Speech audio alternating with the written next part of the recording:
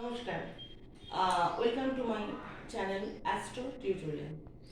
After a long day, আমি আবার my video make করছি। আজকে একটি বিশেষ বিষয় নিয়ে ভিডিও করব, সেটা হচ্ছে যে ক্যান্সার রোগ অ্যান্ড তার প্রতিকার, আর হচ্ছে যে is this genetic or not. হ্যাঁ, তো এখন সব জায়গায় প্রচুর পরিমাণে এই রোগটা ছড়িয়ে পড়েছে। তো সেই নিয়ে আজকে আমি একটা ভিডিও করব যে ডাক্তার এবং অ্যাস্ট্রোলজারদের মধ্যে একটাই তফাৎ থাকে, সেটা হচ্ছে ডাক্তাররা আফটার ব্লাড টেস্ট বা আফটার কোনো কন্ডিশনস তারা বুঝতে পারে, বায়োপসি টেস্টের পর বুঝতে পারে, কিন্তু অ্যাস্ট্রোলজারদের কাজই হচ্ছে আগে থেকে বলা, অর্থাৎ ফোরকাস্ট করা। আমাদের মেন কাজটাই হচ্ছে ফোরকাস্ট করা যে আপনার এই রোগটা হতে পারে বা হলেও কোন সময়টা হবে বা তার প্রতিকার কি, যদি আগে থেকে দিয়ে দেওয়া যায় সেটা কিউরেবল কিনা, মানে সে ট্রিটমেন্ট করলো কিন্তু সেটা সে খানিকটা কিউর হয়ে গেল। তো আজকে আমি আর কথা না বাড়িয়ে আমি জাস্ট ওটাকে ডেসক্রাইব করব আমাদের অ্যাস্ট্রোলজির এতে। যারা অ্যাস্ট্রোলজি পড়াশোনা করে আশা করি তাদের আমার এই ভিডিওটা খুব উপকারে লাগবে। আমরা যে সেক্টরটা নিয়ে আলোচনা করব, যে ডিজিজ অ্যান্ড কিওর, তো এটা অ্যাস্ট্রোলজি মেডিকেল ডিপার্টমেন্টে পড়ে, এটাকে মেডিকেল অ্যাস্ট্রোলজি বলা হয়। তো মেডিকেল অ্যাস্ট্রোলজিতে আমরা কি দেখি, আমরা কোনো মানুষের হরোস্কোপটা আগে বিচার করি এবং প্রত্যেকটা প্ল্যানেট সেটা sun, Saturn, Mars, Jupiter, Venus, moon, Rahu and Ketu, every planet is responsible for the specific diseases, and maybe when they are associated with each other, they are giving us some particular diseases. And this case also, the cancer is a very dangerous disease. And now I'm discussing that which planet is responsible for the cancer. The what before discussing the planetary activity, we should know what is cancer. Cancer is a malignant growth of the cell. Basically আমরা যারা layman তারা আমরা মোটামুটি এটাই জানি যে একটা tumour হয়। Tumour, what is tumour? Tumour a malignant growth, excessive growth of the cell, and এটা malefic or benevolent or it is non malefic, এটাই হচ্ছে ব্যাপার। তো এখন ব্যাপার হচ্ছে যে এই growth, excessive growth of the cell, excessive growth, just remember the phrase, the excessive growth. Excessive growth in the astrology indicates Rahu.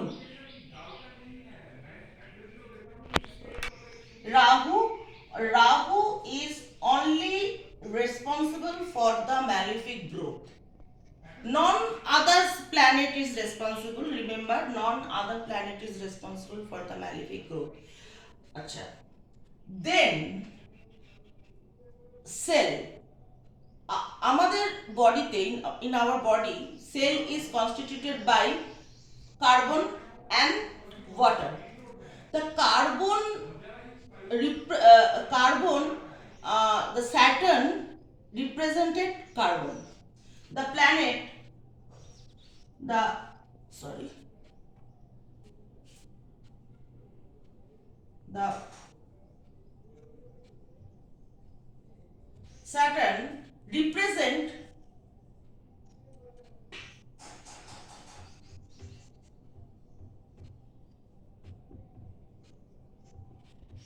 carbon. So Saturn represent carbon. Rahu gives us the malefic growth, excessive malefic, not malefic, excessive growth. And Mars represent blood. Okay, তো and তাহলে এটা দেখে বোঝা যাচ্ছে যে ইট is understandable যে Rahu plus Saturn and plus Mars, তাহলে বাংলায় বললে কি হবে? রাহু, শনি এবং মঙ্গল। তাহলে রাহু, শনি এবং মঙ্গল, these three planets mostly responsible for the giving disease named cancer. তো এবার everybody মানে in horoscope of everybody horoscope we can find the Rahu, Saturn, Mars. তো it is not যে সবারই everybody will be suffer from cancer. No, they should be associated in somehow in your horoscope. হ্যাঁ, এটা হচ্ছে একটা হরোস্কোপের structure. এই হরোস্কোপটার যেটা আমাদের যেটা ম্যান্ডেন অ্যাস্ট্রোলজিতে যেটা বলা হয়, দিস ইজ এরিস বা মেষ রাশি। মেষ রাশির হচ্ছে the first house, it indicates our head, and this is Virgo, Kanya. This is the sixth Rashi of the zodiac. This is the first and sixth Rashi of zodiac. Sixth Rashi, sixth house of Rashi gives us the result of our diseases, our enemies, and so on. So when we start our prediction about disease, so we have to look forward the Rashi Virgo, yani Kanya, the sixth house of the zodiac, and as well as the personal zodiac of the person, sixth house. Maybe the person is Leo. The ascendant house, the first house is Leo, and at that age, sixth house, 1, 2, 3, 4, 5, 6, yani Capricorn or Makar. Capricorn or Makar.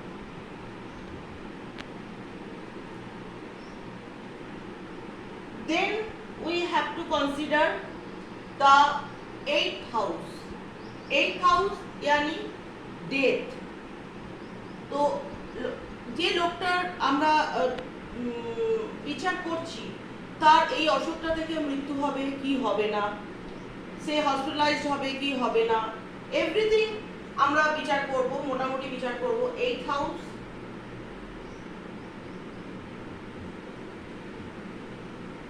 this, then the 12th house.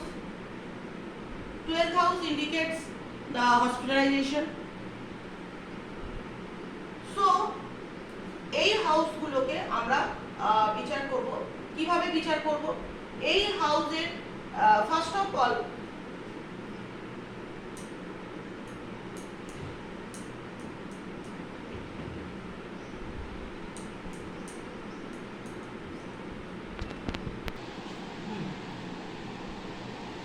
when we go to the prediction,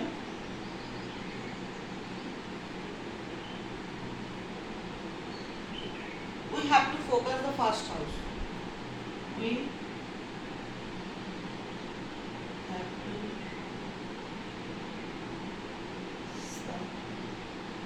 first house, yani ascendant or logna. প্রথমে বুঝতে হবে যে ascendant আর লগ্ন একই ব্যাপার। ইংলিশে ascendant আর বাংলায় লগ্ন বলে। লগ্নটা কি বা অ্যাসেন্ডেন্টটা কি? অ্যাসেন্ডেন্ট হলো দ্য পারসন হিমসেলফ, অ্যাসেন্ডেন্টের যে লর্ড, অর্থাৎ ধরুন এটা হচ্ছে মেষ, বৃষ, মিথুন, কর্কট, সিংহ। ধরুন সিংহ লগ্ন কারো ধরুন সিংহ লগ্ন। তো সিংহ লগ্নের লর্ডকে, সিংহ লগ্নের লর্ড হচ্ছে রবি। সিংহ লগ্নের লগ্নের লর্ড হচ্ছে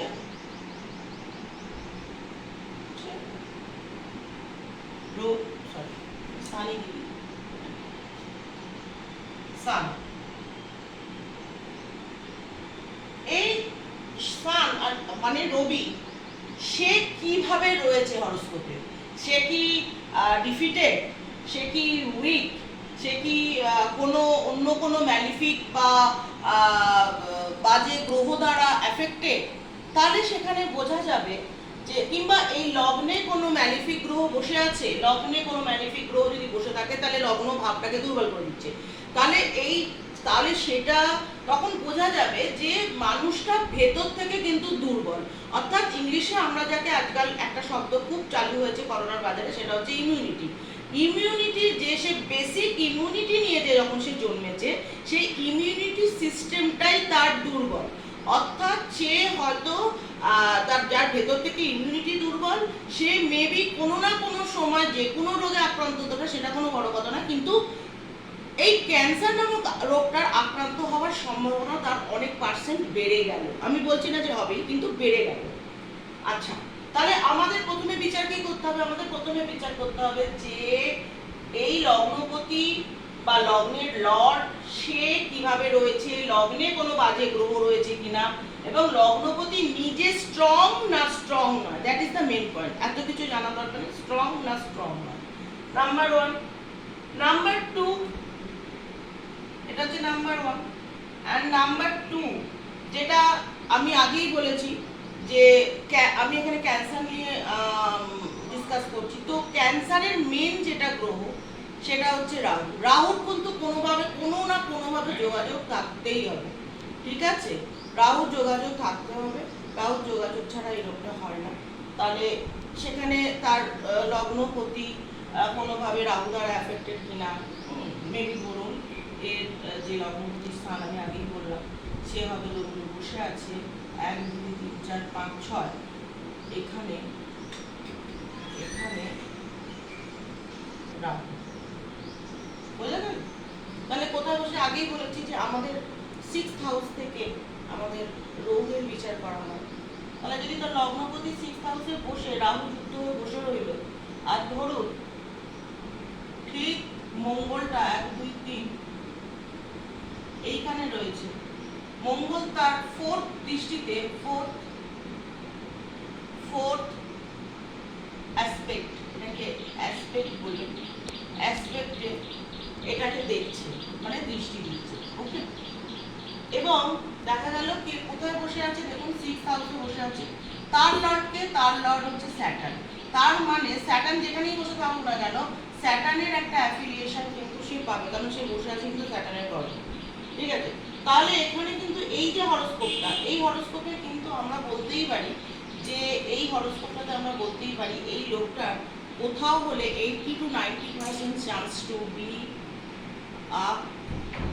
B cancer, to be cancer patient, to be a cancer patient in the future, হতেই পারে। এইবার বলতে হবে যে তাহলে কি ক্যান্সারটা হবে কখন? ক্যান্সারটা হবে কখন? ক্যান্সারটা সবসময় তো হবে না, ক্যান্সারটা হতে তার সময় লাগবে। সেটা হচ্ছে যখন দেখা গেল এই হবে কখন, এই প্রশ্নটা তার একটা যোগ আছে, এটা হয়তো বলে দিলাম, কিন্তু হবে কখন সেটা বলার জন্য এটাও কিন্তু আমাদের অ্যাস্ট্রোলজারদের কাজ, এটা ডাক্তাররা বলতে পারে না যে এটার চান্সেসটা কখন, সেটা ডাক্তাররাও বলতে পারে না। ডাক্তাররা অনলি বলতে পারে যখন হয়, তখন তার ট্রিটমেন্ট, তখন তার সব কিছু, কিন্তু অ্যাস্ট্রোলজাররা বলতে পারে এটা কখন নাগাদ হবে। একটা মানুষ যখন জন্মায়, যখন তার হরোস্কোপ হয়, তখন নক্ষত্র অনুযায়ী তার একটা বিংশোত্তরী দশা চলে, সেটাকে বলা হয় বিংশোত্তরী দশা।